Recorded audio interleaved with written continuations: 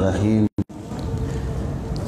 اللہم صلی وسلم علی سیدنا و مولانا محمد و علی آل و اصحاب سیدنا و مولانا محمد و بارک وسلم وصلی علیہ الصلاۃ والسلام علیک یا رسول اللہ و علی آلک و اصحابک یا حبیب اللہ الصلاۃ والسلام علیک یا شفیع المذنبین و علی آلک و اصحابک یا رحمۃ للعالمین۔ یہ 30ویں پارے کا 5واں رکوع ہے سورہ عبس۔ 30ویں پارے کا 5واں رکوع سورہ عبس۔ سورہ عبس مکی صورت ہے اور اس کا مرکزی مضمون اس چیز کو واضح کرنا ہے کہ اللہ تعالیٰ کی بارگاہ میں دنیاوی کر و فر کی کوئی قدر و قیمت نہیں ہے، بلکہ اللہ تعالیٰ کی بارگاہ میں ایمان کی قدر و قیمت ہے۔ اگر ایک سردار بہت زیادہ دولت مند ہے لیکن وہ اللہ تعالیٰ کی عظمتوں کا انکار کرتا ہے تو اس کی کوئی قدر و منزلت نہیں ہے، لیکن اگر ایک غریب آدمی ایمان کی دولت رکھتا ہے تو اللہ کی بارگاہ میں وہ بہت قدر اور شان والا ہے۔ اس سورہ مبارکہ میں اس چیز کو ایک پس منظر میں واضح کیا گیا۔ اس پس منظر یہ ہے کہ یہ مکی صورت ہے۔ مکی زندگی میں رسول کریم صلی اللہ تعالیٰ علیہ وآلہ وسلم ایک مرتبہ قریش کے سرداروں کو دعوت ایمان دے رہے تھے۔ وہ آپ کے پاس بیٹھے ہوئے آپ کی باتیں سن رہے تھے۔ ایک نابینا صحابی تھے حضرت عبداللہ ابن ام مکتوم رضی اللہ تعالی عنہ۔ وہ اسی دوران رسول کریم علیہ السلام کی بارگاہ میں حاضر ہوئے اور بلند آواز سے یہ عرض کرنے لگے کہ یا رسول اللہ صلی اللہ علیہ وسلم علمنی ما علمک اللہ، کہ جو کچھ اللہ تعالیٰ نے آپ کو سکھایا ہے آپ وہ مجھے بھی سکھائیں۔ اب ظاہر ہے کہ رسول کریم صلی اللہ علیہ وسلم مگن تھے، قریش کو دعوت اسلام دے رہے تھے، اور بیچ میں حضرت عبداللہ ابن مکتوم نے آ کر ام مکتوم نے آ کر رسول کریم علیہ السلام سے یہ عرض کرنی شروع کر دی۔ اگرچہ حضرت عبداللہ ابن ام مکتوم رضی اللہ تعالی عنہ بہت مخلص صحابی ہیں اور ان کی نیت بالکل صحیح تھی، وہ سرکار کی محبت میں آپ کے پاس آئے تھے، لیکن عملی طور پر جو آپ دعوت دے رہے تھے قریش کو اس میں وہ چیز رکاوٹ بن گئی، اور رسول کریم صلی اللہ تعالی علیہ وآلہ وسلم کے طبع ناز پر یہ چیز گراں گزری۔ تو اللہ رب العزت نے اس سورہ مبارکہ کو اس پس منظر میں نازل کیا۔ اچھا، یہاں پر آپ ایک بات پہ غور فرمائیں، بہت سی چیزیں ایسی ہوتی ہیں جنہیں آپ جتنا بحث میں لے جائیں گے وہ الجھ جائیں گی، اور جتنا آپ انہیں عقل سلیم کی روشنی میں سمجھنے کی کوشش کریں گے وہ بالکل واضح ہوتی جائیں گی۔ مثلا کسی سے ناراض ہونے کا اظہار کرنا یہ ہمیشہ نفرت کی بنا پر نہیں ہوتا، یہ کبھی کبھی محبت کی بنا پر بھی ہوتا ہے۔ مثلا ایک بندہ ہے، اس نے ایک بندے کو کوئی برا بھلا کہا یا کوئی ایسی بات کی جو اس کو بہت بری لگی، اسے اس پہ غصہ آیا، یہ غصہ نفرت کی بنا پر آیا ہے۔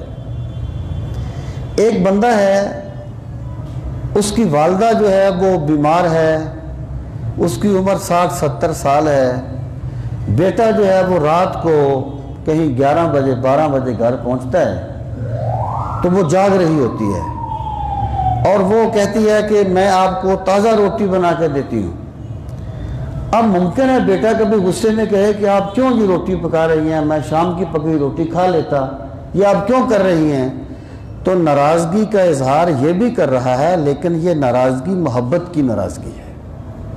یعنی آپ کا ایک دوست جو ہے وہ مجھے اچھی طرح یاد ہے کہ ایک میں جگہ سے آتا تھا تو ایک وہ جو ڈرائیور تھا نا اس کے کوئی استاد تھے، سردیوں میں بالکل جب دھند پڑی ہوتی تھی دسمبر جنوری کی راتیں، تو اس کے استاد اسے ملنے کے لیے سڑک پہ کھڑے ہوتے تھے۔ اب وہ کہتا تھا کہ آپ کیوں تکلیف کرتے ہیں، آپ کس لیے آ جاتے ہیں، میں آ کے آپ کو مل لوں گا۔ یہ بھی اس سے ناراض ہونے کا اظہار کر رہا تھا، لیکن یہ ناراضگی محبت کی ناراضگی تھی۔ اللہ رب العزت نے اس سورہ مبارکہ میں نبی کریم صلی اللہ تعالیٰ علیہ وآلہ وسلم پر عتاب فرمایا، اور یہ خود سرکار نے خود فرمایا کہ جب حضرت عبداللہ ابن ام مکتوم سرکار کی بارگاہ میں بعد میں حاضر ہوتے تو آپ فرماتے مرحبا مرحبا بمن عاقبنی ربی فیہ، میں اس بندے کو خوش آمدید کہتا ہوں جس کی وجہ سے میرے رب نے مجھے عتاب فرمایا۔ لیکن یہ جو عتاب ہے یہ عتاب محبت ہے۔ علامہ کاظمی فرمایا کرتے تھے رحمۃ اللہ تعالی علیہ کہ دیکھیں غلطی تو حضرت عبداللہ ابن ام مکتوم کی تھی، انہیں چاہیے تھا کہ وہ آئے تو وہ ٹھیک ہے ان کو نظر نہیں آتا تھا، وہ نابینے تھے، وہ کسی سے بات کرتے صورتحال معلوم کرتے پھر بات کرتے۔ اب وہ آ کر بیچ میں ہی بول پڑے کہ جی علمنی ما علمک اللہ، تو اگر عتاب کرنا تھا تو عتاب تو حضرت عبداللہ ابن ام مکتوم پہ ہونا چاہیے تھا کہ آپ نے یہ کیا کیا، آپ نے انتظار نہیں کیا۔ لیکن اللہ رب العزت نے عتاب نبی کریم علیہ السلام پر فرمایا، اور یہ عتاب محبت ہے، میں بار بار کہہ رہا ہوں۔ اس کی وجہ کیا ہے؟ اس کی وجہ یہ تھی، حضرت فرمایا کرتے تھے کہ دیکھو رسول کریم صلی اللہ علیہ وسلم کا ایک مشن تھا، اللہ کی طرف بلاؤ، اللہ کی طرف دعوت دو، اور ایک آپ کی تعلیم کا نتیجہ تھا صحابہ کرام، اور صحابہ کرام رسول کریم صلی اللہ علیہ وسلم کے جلووں کا مظہر تھے، آپ کے جلووں کا اظہار صحابہ سے ہوتا تھا۔ تو اللہ پاک نے فرمایا اے میرے نبی صلی اللہ علیہ وسلم آپ نے یہ کیا کیا کہ آپ میری دعوت پہنچانے میں اتنے مگن ہو گئے کہ آپ نے اپنے جلووں کو ہی فراموش کر دیا، آپ نے اپنے جلووں کو ہی پیچھے چھوڑ دیا۔ تو اللہ رب العزت نے یہ جو عتاب فرمایا یہ رسول کریم صلی اللہ علیہ وسلم کے دعوت و تبلیغ میں کمال انہماک پر ہے، اور یہ سرکار کی اللہ تعالیٰ کی رسول کریم علیہ السلام کے ساتھ ایک عجیب محبت کا اظہار ہے۔ اگر کوئی بندہ یہ سمجھتا ہے، وہ ایک علامہ جو روح البیان والے ہیں انہوں نے لکھا کہ عہد فاروقی میں ایک ایسا آدمی تھا جو نماز کی جماعت کراتا تھا اور بڑی کثرت کے ساتھ سورہ عبس پڑھا کرتا تھا، اس میں سورہ عبس پڑھتا تھا۔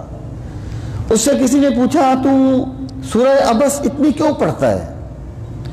اس نے کہا مجھے بڑی اچھی لگتی ہے، اس صورت میں اللہ تعالیٰ نے اپنے نبی کو جھڑکا ہے، استغفر اللہ اعوذ باللہ۔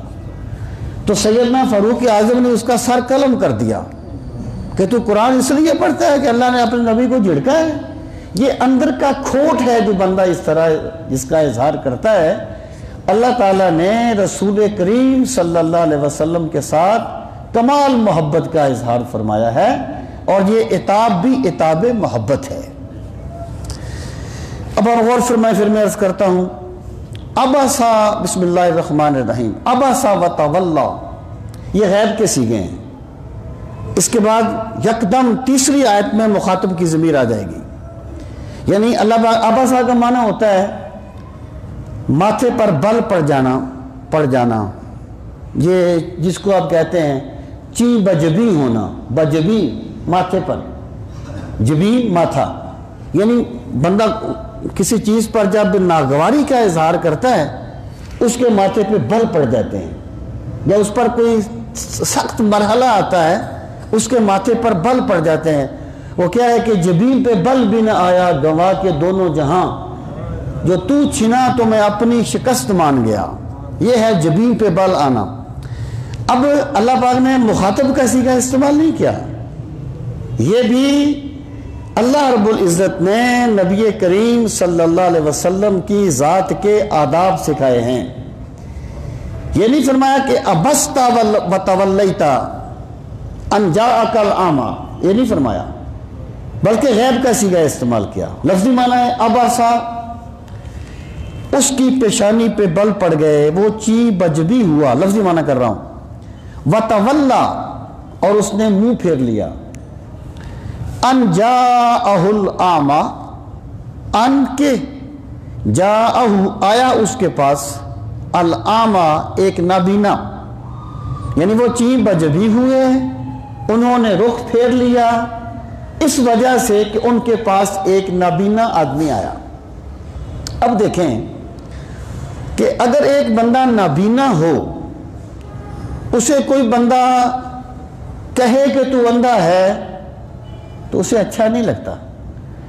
اللہ رب العزت نے حضرت عبداللہ ابن ام مکتوم کا تذکرہ یہاں الاعمی کے ساتھ کیا، مفسرین کہتے ہیں اس لیے کہ ان کی طرف سے ایک معذرت کا انداز، یعنی ان کی طرف سے ایک چیز کی وضاحت کی گئی کہ اے میرے نبی صلی اللہ علیہ وسلم، یہ اس لیے آ کر یہ بات کرنے لگے کہ یہ نابینے ہیں، انہیں نظر نہیں آیا، ورنہ یہ بات کبھی نہ کرتے۔ ان جاءہ الاعمی وما یدریک لعلہ یزکا، وما یدریک، اور اے رسول محترم صلی اللہ علیہ وسلم آپ کیا جانیں، یعنی ادراک میں بارہا کہتا رہتا ہوں، یہ ہوتا ہے اپنے ظن و تخمین سے کسی چیز کو جاننا، علم اور چیز ہے، یہ درایت اور چیز ہوتی ہے، یہاں پر درایت کی نفی ہے۔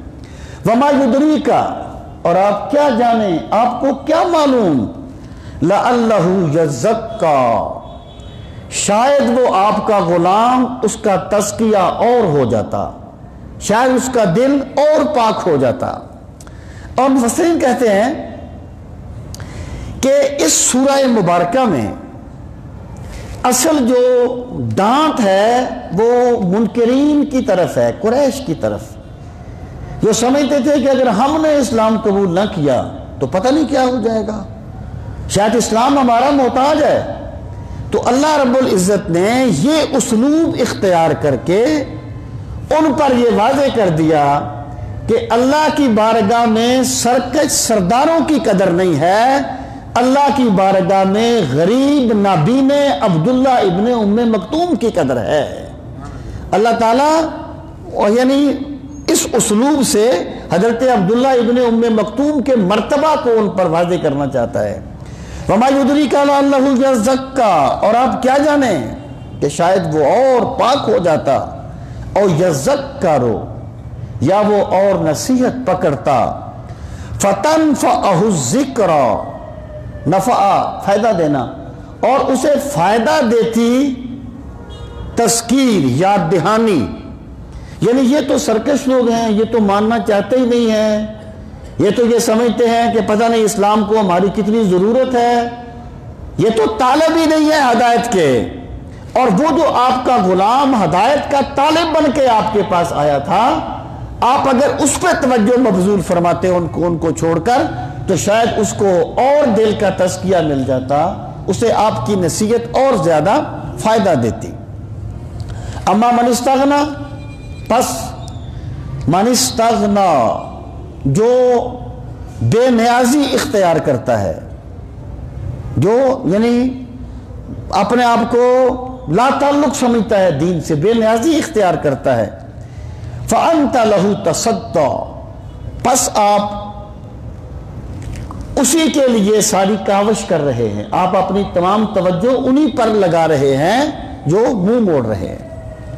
وَمَا عَلَيْكَ أَلَّا يَزَكَّى، اور نہیں ہے آپ پر اللہ یزکا کہ وہ صاف نہ ہو، یعنی یہ جو سردار ہیں اگر یہ اسلام قبول نہیں کریں گے تو اے میرے نبی صلی اللہ علیہ وسلم، اللہ تعالیٰ آپ سے نہیں پوچھے گا کہ یہ مسلمان کیوں نہیں ہو گئے تھے۔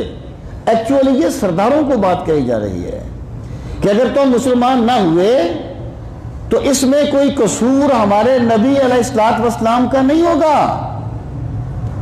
میرے پاک نبی صلی اللہ علیہ وسلم نے اللہ کا پیغام پہنچا دیا جیسے پہنچانے کا حق تھا۔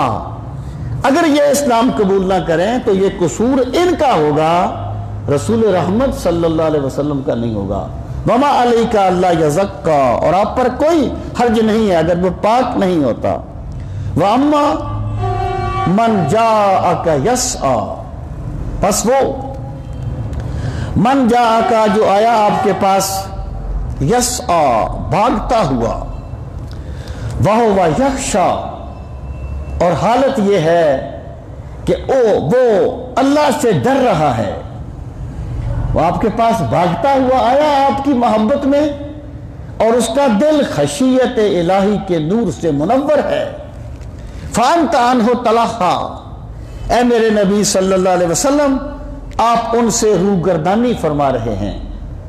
یعنی مراد کیا ہے؟ قریش پر، منکروں پر یہ بات واضح کر دی گئی کہ جب تمہارے بیٹھنے کے درمیان بھی ایک غریب صحابی آئے گا تو میرے پیغمبر صلی اللہ علیہ وسلم کی توجہ کا مستحق تم سرکش نہیں ہوگے، بلکہ وہ غریب صحابی ہوگا، کیونکہ وہ میرے نبی سے محبت کرنے والا ہے، اس کے دل میں اللہ نے اپنی محبت کا چراغ روشن کیا ہے۔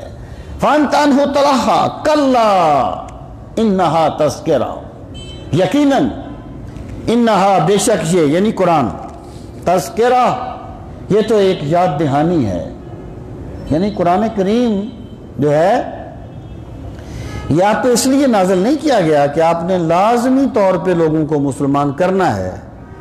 قرآن تو صرف ایک یاد دہانی ہے جو بندے کو اس کی فطرت کا بھولا ہوا سبق یاد دلاتا ہے، بندے پر حقیقتوں کو واضح کرتا ہے۔ فَمَنْ شَاءَ ذَكَرَ، اسے قبول کرنے پر کسی پر جبر نہیں کیا جائے گا، کسی کی منتیں نہیں کی جائیں گی، حق واضح کر دیا جائے گا۔ فَمَنْ شَاءَ، پس جو چاہے، ذَكَرَهُ، اس سے نصیحت پکڑ لے۔ اور یہ جو قرآن ہے یہ اپنی بقا کے لیے ان سرداروں کی مدد کا محتاج نہیں ہے۔ فی صحف مکرمہ، یہ قرآن محفوظ ہے بڑے معزز صحیفوں میں جو لوح محفوظ پر ہیں۔ فی صحف مکرمہ، بڑے معزز صحیفوں میں، مرفوعۃ، جو بڑے بلند ہیں، مطہرۃ، بالکل پاکیزہ ہیں، بأیدی سفرہ، اور لکھنے والوں کے ہاتھ میں ہوتے ہیں۔ یعنی مطلب یہ ہے کہ وہ صحیفے مقدس فرشتوں کے پاس محفوظ ہیں۔ یہ جو سفرہ ہے یہاں پر جو لکھنے والے یا کاتب کے معنی میں ہے، اصل میں سفرہ ہوتا ہے کسی چیز کا ظاہر ہو جانا، سفرہ کسی چیز کا ظاہر ہو جانا۔ مسافر کو مسافر اس لیے کہتے ہیں کہ جب وہ اگلا سفر کرتا ہے اس پر اگلی منزل ظاہر ہو جاتی ہے۔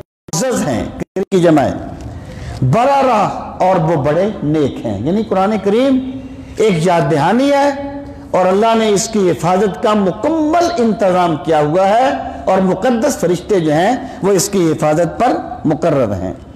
قتل الانسان ما اکفرہ، لفظی معنی ہے قتل کر دیا گیا۔ یہ ایسا ہی جملہ ہے جیسا کسی کو کوئی بد دعا دیتے ہوئے کہا جاتا ہے۔ مراد یہ ہے مارا جائے انسان، اور اکرمہ کہتے ہیں کہ ایسے موقع پر انسان سے مراد سرکش انسان ہوتا ہے، یعنی انسان مارا جائے، ما اکفرہ، وہ کتنا ناشکرہ ہے کہ اللہ نے اس کی ہدایت کے لیے قرآن نازل کیا، اپنے نبی کو بھیجا، اس کے باوجود بھی یہ تسلیم نہیں کرتا۔ من ای شیء خلقہ، کس چیز سے؟ خلقہ، اللہ نے اسے پیدا کیا تھا۔ یہ غور کیوں نہیں کرتا اللہ نے مجھے کس چیز سے پیدا کیا؟ من نطفۃ، اللہ نے اسے ایک نطفہ سے، خلقہ، اللہ نے اسے پیدا کیا، فقدرہ، پھر اس کا اندازہ ٹھہرایا۔ اندازہ ٹھہرائے سے مراد یہ ہے اللہ نے اسے پیدا کیا اور اس کو ہر چیز اسی طرح دی جس طرح ملنی چاہیے تھی۔ اس کے کانوں کا سائز ہو، اس کی ناک کا سائز ہو، اس کی آنکھوں کا سائز ہو، اور ہر وجود میں ہر چیز اور ہدایت کے اعتبار سے ہر چیز اللہ نے اس طرح اس کا اندازہ ٹھہرایا کہ جس طرح ہونا چاہیے تھا۔ ثم السبیل یسرا، پھر اللہ نے پھر السبیل، راستہ، یسرہ، اسے اللہ نے آسان کر دیا۔ راستے سے کیا مراد ہے؟ یا تو مراد یہ ہے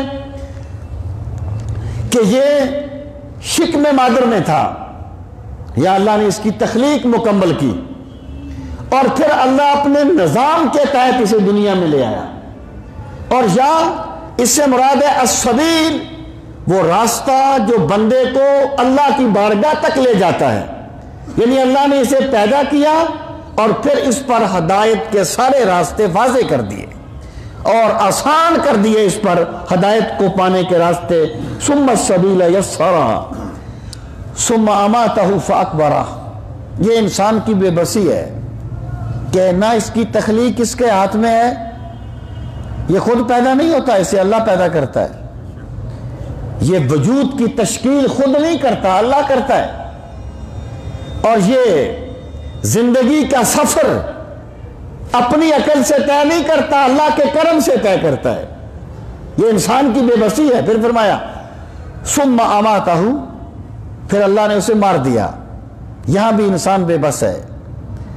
فاقبرہ، پھر اسے قبر دے دی، اور قبر سے مراد ہے مرنے کے بعد قیامت کے دن زندہ ہونے تک اس کا وجود جس بھی حال میں رہے اور جہاں بھی رہے وہ اس کے لیے قبر ہے، وہ اس کے لیے قبر ہوگی۔ مثلا فرعون ہے، اس کی لاش وہ میوزیم میں پڑی ہے، تو اس کی لاش یہاں پڑی ہے نا، وہ جگہ ہی اس کے لیے قبر ہے۔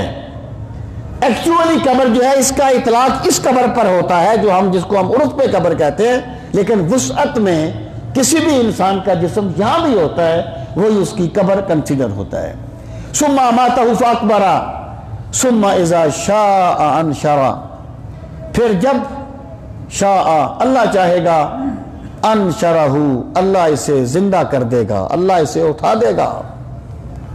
کلا، یقیناً، لما یقد ما امرہ، اس نے وہ کچھ نہیں کیا، ما امرہ، جو اللہ نے اسے حکم دیا تھا۔ یعنی اتنا اللہ کی قدرت کے سامنے بے بس ہے، لیکن یہاں اللہ انسان کو اختیار دیتا ہے، وہاں یہ اللہ کی فرما برداری نہیں کرتا، وہ نہیں کرتا جس کا اللہ نے اسے حکم دیا ہے۔ اب فرمایا اے سرکش انسان، کبھی تدبر کیا کر اللہ کی نعمتوں پر، اللہ کے کرم پر۔ جب تو تدبر کرے گا پھر تیرے اندر سے ایمان پھوٹے گا۔ فرمایا فَلْيَنْظُرِ الْإِنسَانُ إِلَىٰ طَعَامِهِ، پس لِيَنْظُرْ، چاہیے کہ دیکھے، الانسان، انسان، إِلَىٰ طَعَامِهِ، اپنے کھانے کی طرف۔ اب کھانے کی طرف تو ہر بندہ دیکھتا ہے، یہ دیکھنا مراد نہیں ہے، بلکہ تدبر سے دیکھنا مراد ہے، بصیرت کی آنکھ سے دیکھنا مراد ہے۔ آگے اللہ نے اس کی وضاحت کی کہ بندہ کبھی دیکھے اپنے کھانے کی طرف۔ انا سببنا الماء صبا، یہ جو کھانا اس کے سامنے پہنچتا ہے نا، اس کا سبب بارش ہے۔ بارش کھانا وہ فصلیں پیدا کرتی ہے، یہ بارش بندہ نہیں برساتا۔ انا سببنا الماء صبا، بے شک ہم نے موسلادھار پانی برسایا، موسلادھار بارش برسائی۔ پھر کیا؟ بارش برس گئی، کسان نے بیج زمین میں بو دیا تھا، بارش برسی، پانی لگا اس کو، ثم شققنا الارض شقا، پھر پودا باہر آنے کے لیے زمین کو کسان نے نہیں پھاڑا تھا، بندے نے نہیں پھاڑا تھا، یہ بھی اللہ کا کام ہے، یہ بھی اللہ کا امر ہے۔ ثم شققنا الارض شقا، پھر ہم نے زمین کو پھاڑ دیا، شقا جیسا کہ پھاڑنے کا حق تھا۔ فانبتنا، پھر ہم نے اگایا، فیہا، اس میں، حبا، اناج، پھر ہم نے اناج اگا دیا، وعنبا، انگور اگا دیے، وقضبا، یہ سبزیاں اگا دی، وزیتونا، زیتون، ونخلا، کھجوریں، وحدائق غلبا، اور ہم نے گھنے باغات پیدا کر دیے، وفاکہۃ، پھل پیدا کر دیے، وابا، جانوروں کے لیے چارہ پیدا کر دیا، متاعا لکم ولانعامکم، یہ سامان زیست ہے تمہارے لیے بھی، ولانعامکم، اور تمہارے چوپایوں کے لیے بھی۔ اللہ نے تمہیں پیدا کیا اور تمہیں طرح طرح کی چیزیں تمہارے لیے پیدا کر دی۔ دیکھیں کہ کھانے کو جانور بھی کھاتا ہے، لیکن جانور کھانے میں لذت محسوس نہیں کرتا، جانور جبلت کے تحت کھاتا ہے، پیٹ بھرنے کے لیے کھاتا ہے۔ اور اللہ تعالیٰ نے بندے میں ذوق جمالیات بھی رکھا ہے، طرح طرح کے پھل دیکھ کے اس کے ذوق جمالیات کو بھی تسکین ملتی ہے، اور اللہ نے بندے میں کھانے کی لذت کا ایک سسٹم بھی رکھا ہے۔ اللہ پاک نے فرمایا، مراد یہ ہے کہ ہم نے صرف تیرا پیٹ نہیں بھرنا تھا، ورنہ ایک ہی چیز ہم پیدا کر دیتے، ہم نے تیرے ذوق جمالیات کو بھی پورا کیا، اور ہم نے تیری لذت کا جو ملکہ تھا اس کو بھی پورا کر دیا، اور ہم نے طرح طرح کے پھل تیرے کھانے کے لیے اگا دیے۔ اور پھر فرمایا فَإِذَا جَاءَتِ الصَّاخَّةُ، لیکن مت بھول کہ تو نے ہمیشہ اس دنیا میں نہیں رہنا، ایک دن آئے گا جب تمہیں اللہ کے حضور جانا ہوگا اور تجھے اللہ کی نعمتوں کا جواب دینا ہوگا۔ فَإِذَا جَاءَتِ الصَّاخَّةُ، پس جب وہ آ جائے گی چیخنے والی، یعنی جس کے خوف سے بندوں کی چیخیں نکل جائیں گی، قیامت، اس دن کیا ہوگا؟ یوم یفر المرء من اخیہ، اس دن بھاگے گا بندہ اپنے بھائی سے، وَأُمِّهِ، اپنی ماں سے، وَأَبِيهِ، اور اپنے باپ سے، وَصَاحِبَتِهِ، اپنی بیوی سے، وَبَنِيهِ، اپنے بیٹوں سے۔ یعنی اس دن نفسا نفسی کا عالم ہوگا، نہ بیٹا باپ کی پوچھے گا، نہ باپ بیٹے کی خبر لے گا، وہ ہر کوئی یعنی اپنی فکر میں ہوگا۔ لِكُلِّ امْرَئٍ، اس دن، لِكُلِّ، ہر ایک کے لیے، امرئن، ہر ایک انسان کے لیے، منہم، ان میں سے، یومئذ، اس دن، شان، ایسا معاملہ ہوگا، یغنی ہے، جو اسے دوسروں سے لاپرواہ کر دے گا۔ اسے کیا خبر ہوگی اپنے بھائی کی، کیا خبر ہوگی اپنی ماں کی، ماں کو کیا خبر ہوگی بیٹے کی، ہر بندے کو اپنی پڑی ہوگی۔ وجوہ یومئذ مسفرہ، اس دن کچھ چہرے، مسفرۃن، روشن ہوں گے، انوار الہی سے چمک رہے ہوں گے، ضاحکۃن، وہ مسکرا رہے ہوں گے، مستبشرۃن، اور خوشیاں منا رہے ہوں گے کہ آج رب سے ملاقات کا دن آ گیا، اور آج اللہ ہمیں اپنے کرم سے نوازے گا، وہ خوشیاں منا رہے ہوں گے۔ اور اس کے مقابلے میں ووجوہ، اور کچھ چہرے، یومئذ، اس دن، علیہا غبرہ، ان پر گرد و غبار پڑی ہوگی، ترہقھا قطرہ، ان پر ذلت چھا رہی ہوگی، اولئک ھم الکفرۃ الفجرہ، یہی چہرے ہوں گے کافروں کے اور اللہ کے نافرمانوں کے۔ مراد کیا ہے کہ جس عبداللہ ابن ام مکتوم کو وہ قریش یہ کہتے تھے، سردار یہ کہتے تھے کہ ہم آپ کے پاس آنا تو چاہتے ہیں لیکن آپ کے پاس غریب لوگ بیٹھے ہوتے ہیں، ان کے کپڑوں سے پسینے کی بو آتی ہے، ہم جا کے ان کے پاس بیٹھے ہیں، یہ ہماری شان کے مطابق نہیں ہے۔ اللہ پاک نے فرمایا یہ جو غریب لوگ ہیں نا، ان کے چہرے قیامت کے دن منور ہوں گے، یہ اللہ کے کرم سے خوش ہوں گے اور تمہاری سرداریاں ذلتوں کا روپ دھار لیں گی۔ اولئک هم الکفرۃ الفجرہ، یہ کافروں کے چہرے ہوں گے اور فاجروں کے چہرے ہوں گے۔ بسم اللہ الرحمن الرحیم۔ یہ سورہ التکویر، تکویر کا معنی ہے لپیٹ دینا کسی چیز کو۔ یہ امامہ سر پہ باندھتے ہیں نا، تو کور الامامہ، امامہ کی بل۔ اس سورہ پاک کا جو مرکزی مضمون ہے وہ اس بات قیامت ہے۔ اللہ تعالیٰ نے پہلے قیامت کے احوال کو ذکر کیا اور پھر اس کے متعلقات کو ذکر کیا۔ یہ جو پہلے آیا تھا کہ اس دن اس طرح ہوگا، اب فرمایا اس دن کا عالم کیا ہوگا۔ اذا الشمس کورت، جب لفظی ترجمہ ہے سورج کو لپیٹ لیا جائے گا، مطلب کیا ہے کہ یہ نظام شمسی ختم کر دیا جائے گا۔ جس خدا نے اس کائنات کو بنایا ہے نا، کہ سورج نہ جانے کتنے اربوں لاکھوں سالوں سے اس طرح چل رہا ہے اور کبھی اس میں کوئی اپنی ڈیوٹی ادا کرنے سے پیچھے نہیں رہا، جب خدا کا حکم ہوگا یہ نظام کائنات ختم ہو جائے گا۔ یہ نظام کائنات حکم الہی سے قائم ہے اور حکم الہی سے ہی ختم ہو جائے گا۔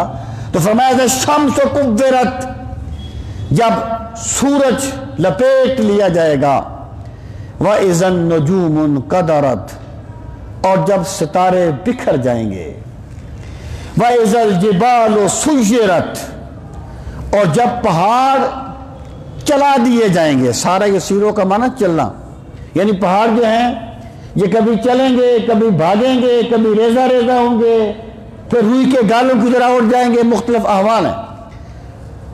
پہاڑ چلا دیے جائیں گے۔ وَإِذَا الْإِشَارُ عُطِّلَتْ، اشار جو ہے نا 10 ماہ کی گابن اونٹنی کو کہتے ہیں۔ عربوں کے نزدیک اونٹوں کی بڑی اہمیت تھی اور 10 ماہ کی گابن اونٹنی کی تو بہت زیادہ اہمیت تھی۔ اللہ فرماتا ہے قیامت کا دن وہ ہوگا جب 10 ماہ کی گابن اونٹنیاں عُطِّلَتْ آوارہ پھریں گی، یعنی لوگوں کو اپنی فکر ہوگی اور کسی کو اپنے سرمایہ کی فکر نہیں ہوگی۔ وَإِذَا الْوُحُوشُ حُشِرَتْ، اور جب جانور اکٹھے کر دیے جائیں گے۔ اس کا ایک مطلب تو یہ ہے کہ اللہ تعالیٰ جانوروں کو زندہ کرے گا، ان کا اگر کسی نے کسی کے ساتھ کچھ زیادتی کی ہے، سینگ مارا ہے تو بدلہ لیا جائے گا، اس سے دیا جائے گا، پھر سب کو مٹی کر دیا جائے گا۔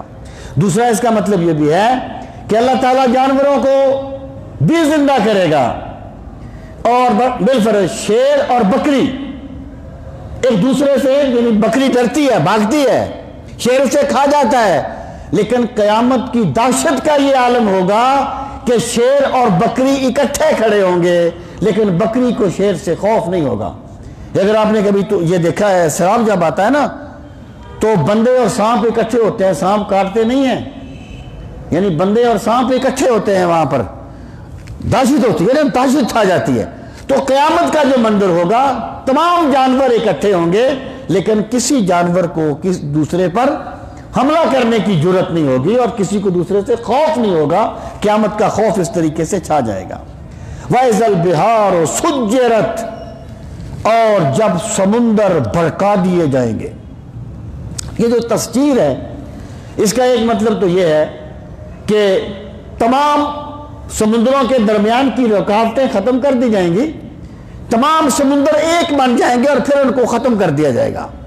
اور ایک اس کا مطلب یہ ہے کہ سمندر بھڑکا دیے جائیں گے، یعنی اللہ تعالیٰ کی قدرت ہے کہ پانیوں میں آگ لگ جائے گی، کیونکہ اللہ کا نظام ہے کہ پانی آگ بجھاتا ہے۔ جب نظام تلپٹ ہو جائے گا اس وقت یہی پانی خود بڑک اٹھے گا، اللہ تعالیٰ سمندروں میں آگ لگا دے گا۔ وَإِذَا النُّفُوسُ زُوِّجَتْ، اور جب انسانوں کو ملا دیا جائے گا، نیک نیکوں کے ساتھ مل جائے گا، بد بدوں کے ساتھ مل جائے گا۔ جن بندوں کو دیکھیں نا، عبادات کا اپنا اپنا ذوق ہوتا ہے۔ ممکن ہے ایک بندے کو تلاوت قرآن کا بڑا ذوق ہو، کسی کو روزوں کا بڑا ذوق ہو، کسی کو نوافل کا بڑا ذوق ہو، تو اللہ تعالیٰ اور پھر ہر بندہ اپنے ہم مزاج بندے سے مل کے خوش ہوتا ہے۔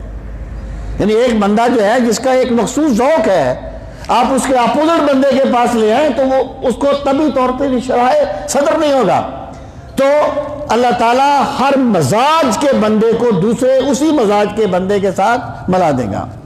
وَإِذَا الْمَوْءُودَةُ سُئِلَتْ، اور جب زندہ دفن کی گئی بچی سے پوچھا جائے گا، بِأَيِّ ذَنبٍ قُتِلَتْ، کس گناہ کے سبب تجھے قتل کیا گیا تھا۔ یہاں پر اللہ تعالیٰ نے ایک تو گویا وقوع قیامت پر ایک دلیل بھی دے دی کہ دو بندے ہیں تمہارے سامنے، ایک وہ ظالم باپ ہے جس نے اپنی بچی کو زندہ زمین میں دفن کر دیا تھا، اور دوسری وہ معصوم بچی ہے جس نے کوئی گناہ نہیں کیا تھا، اس کو قتل کر دیا گیا۔ تو اگر قیامت نہ آئی پھر تو ظالم اور مظلوم برابر ہو گئے۔ اللہ کے نظام میں یہ اندھیر نہیں ہو سکتا۔ یہ بچی پہ ہونے والا ظلم بتاتا ہے کہ قیامت آئے گی اور قیامت آنی چاہیے۔ اور دوسرا اس کا مطلب یہ ہے، یہاں سے یہ چیز واضح ہوتی ہے کہ اللہ تعالیٰ بچی سے پوچھے گا تجھے کس گناہ کے سبب مارا گیا، اس کے قاتل سے نہیں پوچھے گا تو نے کیوں قتل کیا تھا، کیونکہ وہ اس قدر اللہ تعالیٰ ان سے غضب کا اظہار فرمائے گا کہ گویا ان سے بات کرنا بھی اللہ تعالیٰ گوارا نہیں فرمائے گا۔ بِأَيِّ ذَنبٍ قُتِلَتْ وَإِذَا الصُّحُفُ نُشِرَتْ، اور جب صحیفے پھیلا دیے جائیں گے، نامہ اعمال بندے کے سامنے پھیلا دیے جائیں گے۔ وَإِذَا السَّمَاءُ كُشِطَتْ، اور جب آسمان کی کھال ادھیڑ لی جائے گی، جیسے بکری کی کھال ادھیڑ دیتے ہیں نا، مراد یہ ہے آسمان کو تہس نہس کر دیا جائے گا۔ وَإِذَا الْجَحِيمُ سُعِرَتْ، اور جب جہنم بھڑکا دی جائے گی۔ وَإِذَا الْجَنَّةُ أُزْلِفَتْ، اور جنت قریب کر دی جائے گی۔ یعنی اللہ تعالیٰ اپنے مقرب بندوں کی اس طرح ذرہ نوازی فرمائے گا کہ انہیں چل کے جنت میں نہیں جانا پڑے گا بلکہ جنت ان کے قریب کر دی جائے گی۔ وَإِذَا الْجَنَّةُ أُزْلِفَتْ عَلِمَتْ نَفْسٌ مَّا أَحْضَرَتْ، احوال قیامت کو بیان کرنے کے بعد جان لے گا نفسن، ہر آدمی، ما احضرت، اس نے کیا چیز آگے بھیجی تھی۔ ہر بندے کا عمل اس کے سامنے آ جائے گا۔ فلا اقسم بالخنس الجوار الکنس واللیل اذا عسعس والصبح اذا تنفس انہ لقول رسول کریم۔ اب اللہ پاک نے نظام کائنات سے اپنی قدرت کو ظاہر کیا، فرمایا فلا اقسم، لا تاکید کے لیے میں قسم کھاتا ہوں، بالخنس، خانس کی جمع ہے، لفظی معنی ہے چھپ جانے والا، ان ستاروں کی جو چھپ جاتے ہیں، الجوار جاریتن، چلنے والے، الکنس کانس کی جمع ہے، ظاہر ہوتے ہیں، اور ان ستاروں کی قسم جو چھپ جاتے ہیں ظاہر ہونے والے ہیں۔ واللیل اذا عسعس، اور رات کی قسم جب وہ پلٹتی ہے۔ اچھا، حضرت علی فرماتے ہیں رضی اللہ تعالیٰ عنہ کہ یہاں پر تمام ستاروں کی قسم کھائی گئی ہے، گویا دن کو وہ نظر نہیں آتے، گویا کہ وہ چھپ گئے، رات کو وہ نظر آتے ہیں، چلتے ہوئے محسوس ہوتے ہیں۔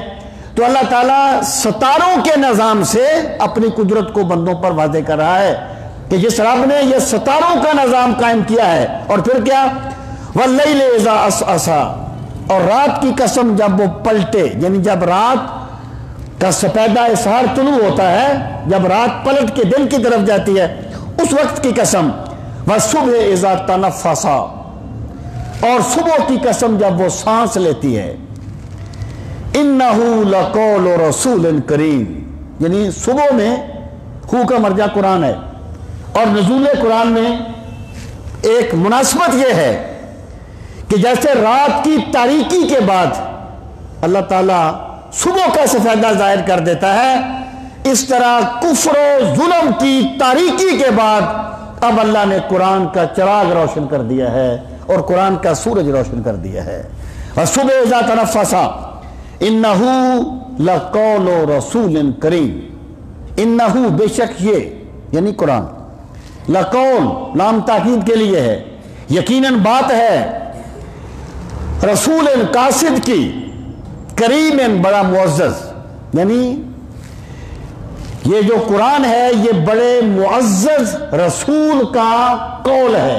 اب اس پہ غور فرمائیں، اس میں کوئی شک نہیں ہے کہ قرآن مجید اللہ تعالیٰ کا کلام ہے، تنزیل من رب العالمین، نص ہے کہ قرآن کریم اللہ تعالیٰ کا کلام ہے۔ کچھ جاہل قسم کے اپنے آپ کو صوفی کہنے والے لوگ یہ کہتے ہیں کہ جب رسول کریم صلی اللہ تعالیٰ علیہ وآلہ وسلم آپ روٹین میں بات کرتے تھے نا، روٹین میں، تو وہ حدیث بنتی تھی، اور جب آپ وجد کے عالم میں بولتے تھے تو یہ قرآن بنتا تھا، اور وہ ایسی چیزوں سے استدلال کرتے ہیں۔ یہ کہہ دینا کہ قرآن مجید رسول کریم صلی اللہ تعالیٰ علیہ وآلہ وسلم کی کسی خاص کیفیت کی بات ہے، یہ قول کرنا کفر ہے، یہ قول اسلام کے منافی ہے۔ قرآن کریم اللہ کا کلام ہے۔ یہاں پر اس سے مراد کیا ہے؟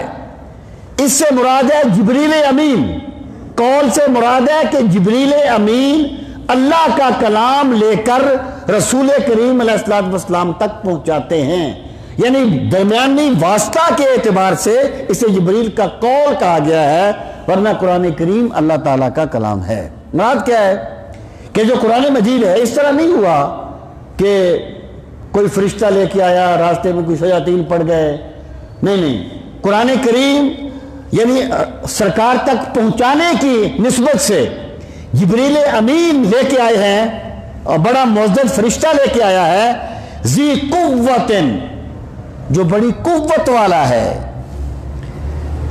عند ذل عرش، عرش والے کے پاس، مکین، بڑا معزز ہے، یعنی یہ قرآن وہ فرشتہ لے کے آیا جو عرش والے رب کے پاس بڑا، جس کا مقام ہے اور بڑا جس کا مرتبہ ہے، مطاعن، اس کی بات مانی جاتی ہے، یعنی فرشتے اس کی بات مانتے ہیں، اس کی اطاعت کرتے ہیں، سم امین، وہاں وہ امانت دار ہے، یعنی جبریل امین جو ہے وہ کوئی امانت میں خیانت نہیں کرتے، امانت دار ہیں۔ اب فرمایا وما صاحبکم بمجنون، اور اے لوگوں تمہارے ساتھی، تو صاحب کہتے ہیں لمبی عمر کا ساتھی، یعنی اگر بندہ کہیں جا رہا ہے، راستے میں ساتھ سیٹ پر دوسرا بندہ بیٹھ گیا، اس سے بندوں کی گپ شپ ہو گئی، آگے جا کے وہ اپنی منزل پہ، اس کو صاحب نہیں کہتے۔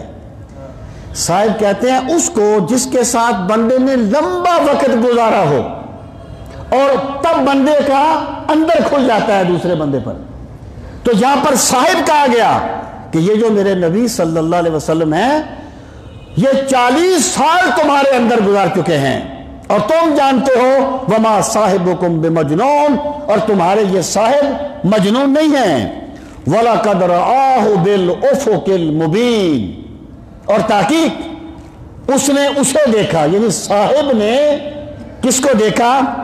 یہ جس کا ذکر پہلے تھا، رسول کریم کو، یعنی رسول کریم صلی اللہ علیہ وسلم نے دیکھا جبریل کو بالافق۔ یہ معراج کا ذکر نہیں ہے، یہ معراج کا تذکرہ نہیں ہے، یہ جب جبریل امین کو اصلی حالت میں سرکار نے دیکھا تھا۔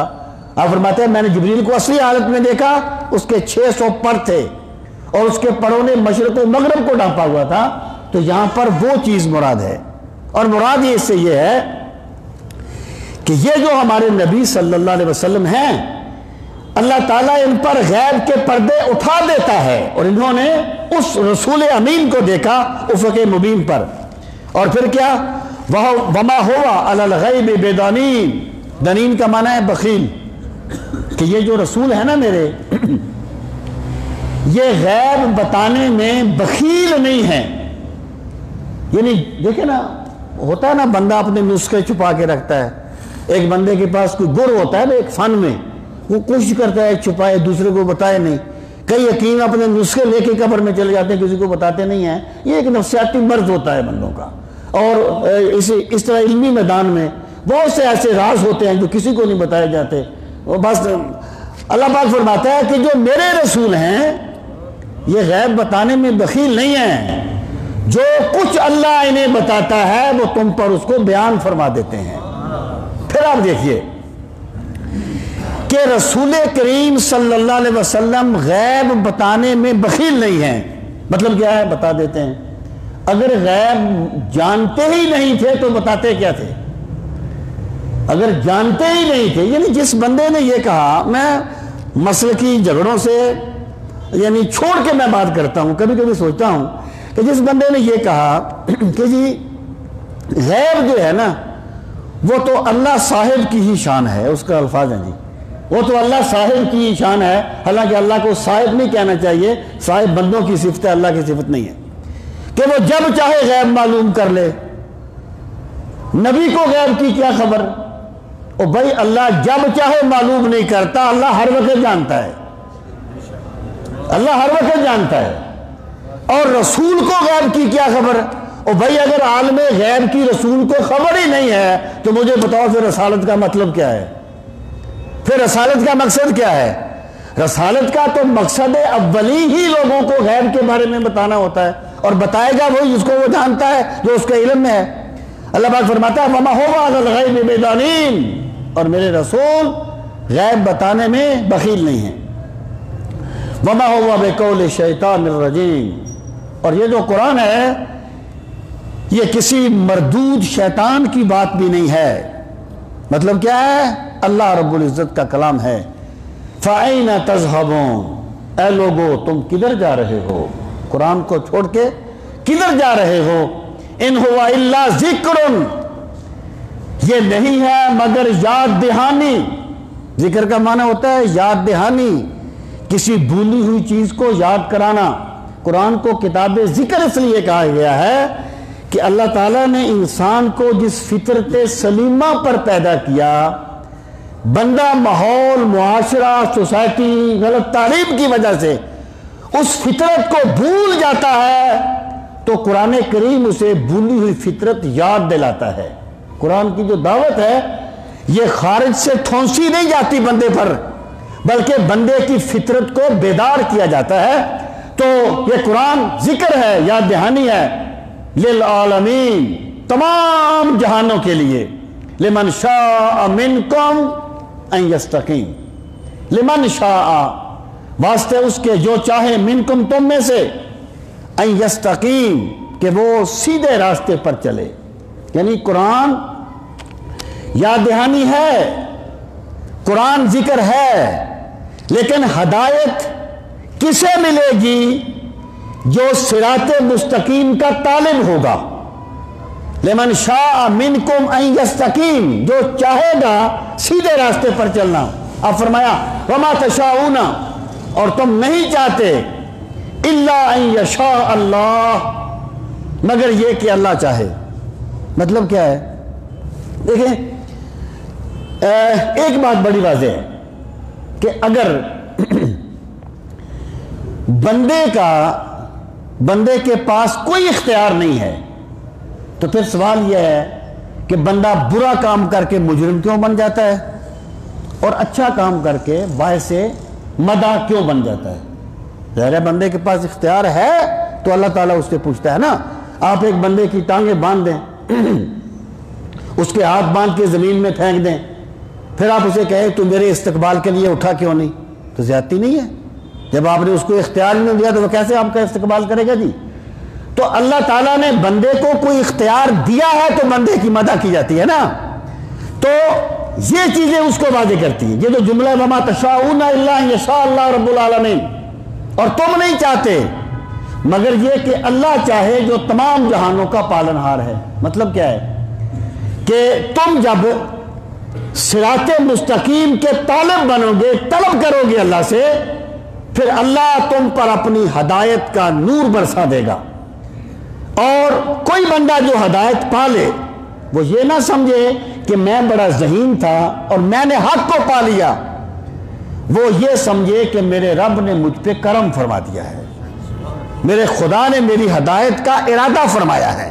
اور حق یہی ہے کہ بس اللہ تعالیٰ کا کرم ہی ہوتا ہے جو بندہ کسی سیدھے راستے پر چلتا ہے، ورنہ بندے کا عمل کچھ نہیں کر سکتا اگر میرے رب کا کرم بندے کی دستگیری نہ فرمائے۔ تو یہاں پر اگر آپ دوسری آیت کو دیکھیں گے تو آپ کو اشتباہ ہوگا، پھر اس کا مطلب تو یہ ہے کہ بندہ ہے ہی کچھ نہیں، اللہ چاہتا ہے تو بندہ چاہتا ہے، بس بات ختم ہو گئی۔ لیکن اگر اس سے پہلی آیت کو دیکھیں گے، لمن شاء منکم ان یستقیم، یستقیم کا فاعل بندہ ہے، شاء کا فاعل بندہ ہے کہ جو بندہ چاہے گا وہ ہدایت پائے گا۔ مطلب کیا ہوگا کہ جو بندہ اپنی طرف سے طلب کرے گا پھر اللہ اس کی ہدایت کا ارادہ فرمائے گا، فائنل اتھارٹی اللہ تعالیٰ کی ذات ہوگی۔ تو دونوں آیات اس اشتباہ کو ختم کر دیتی ہیں۔ خداوند قدوس ہم سب کو اپنی بندگی کا ذوق نصیب فرمائے۔ وما علینا الا البلاغ المبین۔